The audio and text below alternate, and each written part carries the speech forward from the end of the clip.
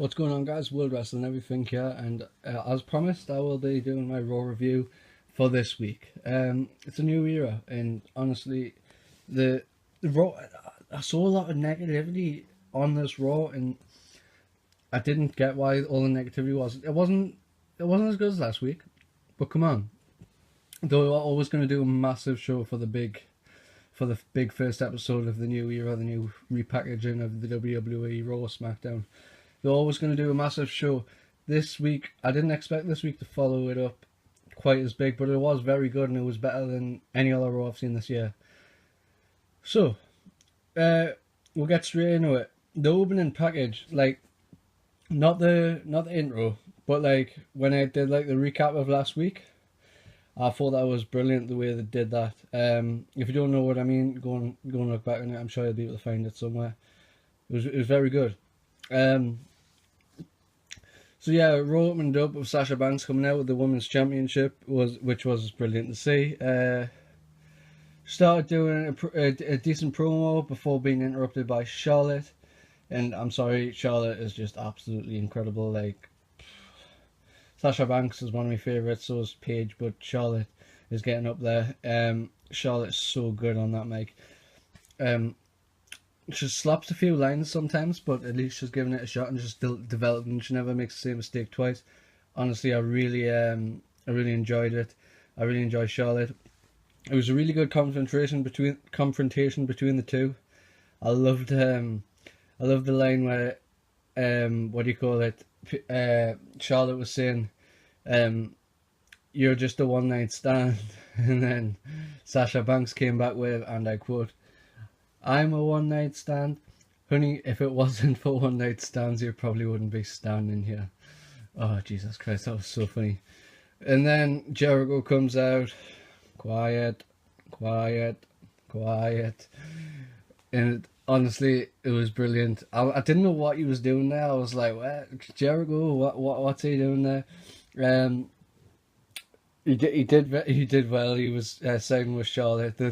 Them two are brilliant, playing off each other, Charlotte and Jericho. It must have been a marketing moment for Sasha Banks as well, because as a lot of people know, Jericho is one of Sasha's favourites ever. So it was good.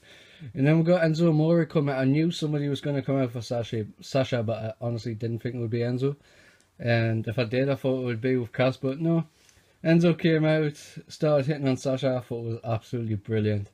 You and I got that hot sauce. Enzo just did brilliant. Back and forth, hitting on Sasha, going at Jericho, going at Charlotte. It was really good. I enjoyed the full segment. It was really good. Then I heard a lot of negativity on it, and I didn't know why. I seen somebody say the only reason they brought Jericho and Enzo out was because Sasha and Charlotte couldn't hold their own on the mic. I was like, what the f? It's just ridiculous. Like, that is just why take away from an amazing segment? It was so good. I'm not taking anything away from the girls or guys on that segment. Brilliant. Mick Foley, certified JM, should I say?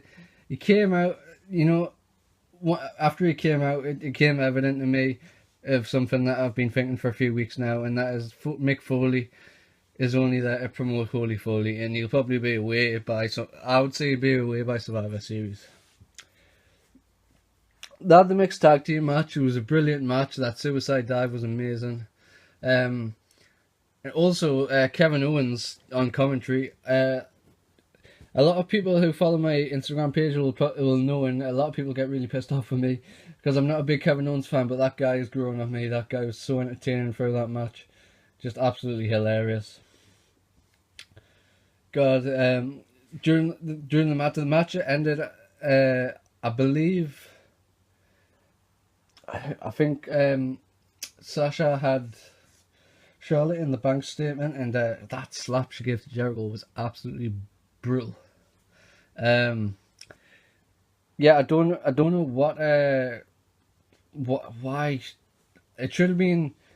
If they wanted Sasha and and Enzo to lose. Jericho should have pinned Enzo because it was stupid because the champion beat off somebody that should beat clean last week. It was stupid.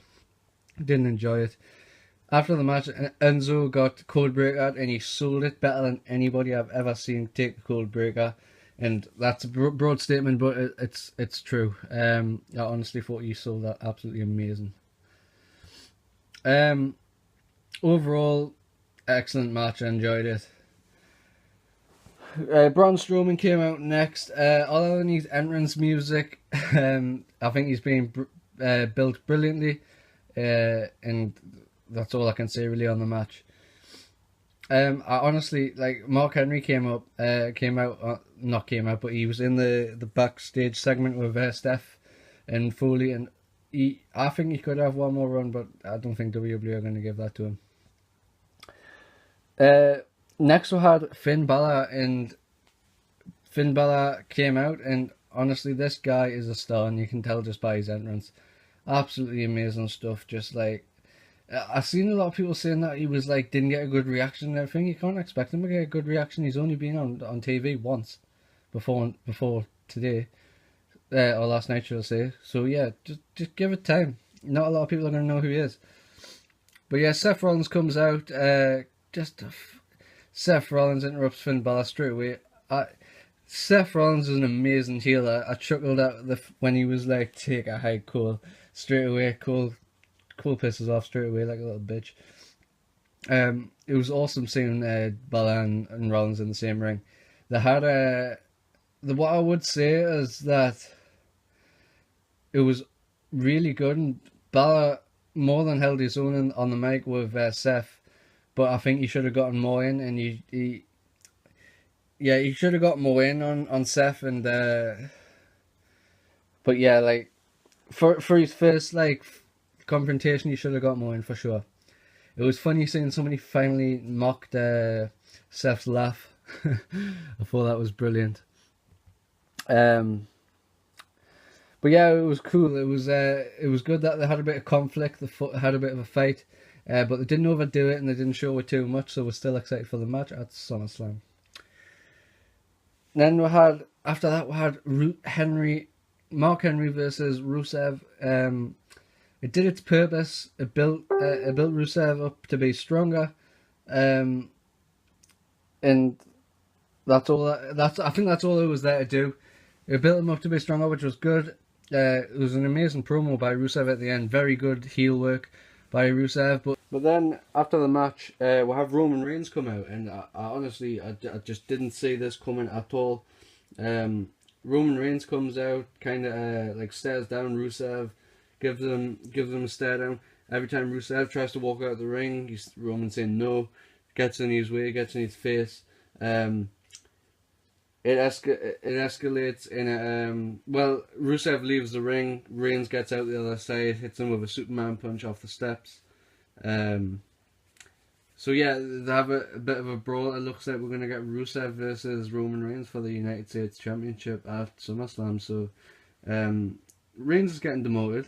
It's pretty damn obvious. He's getting demoted for his drug, or his violation, should I say? We don't know if it's drugs or what it is, but yeah, his violation.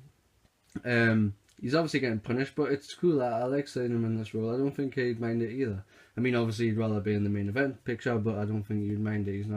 He's not one of them guys.